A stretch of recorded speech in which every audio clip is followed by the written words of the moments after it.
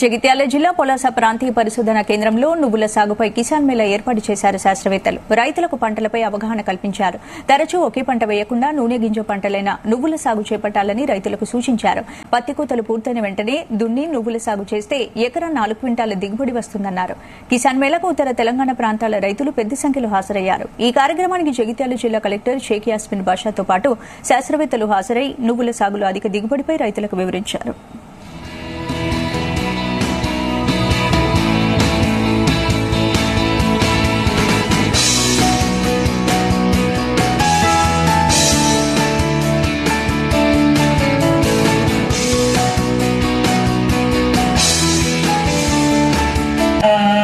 మన రైతు మిత్రులకి అందరికీ కూడా నా నమస్కారాలు.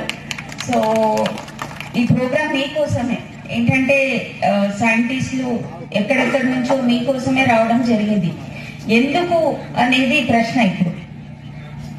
నేను ఇప్పుడు వచ్చేటప్పుడు వాళ్ళు చెప్పారు దట్ ఐఎమ్ ఎండ్రావు గ్రాడ్యుయేట్ కాబట్టి ఎక్కడో ఒక చోట ఎప్పుడైనా పొలాల వైపు చూస్తూ ట్రావెల్ చేసేటప్పుడు ఆల్వేస్ అది ఎక్కడో ఒక చోట కనెక్ట్ అయిపోతూ ఉంటుంది.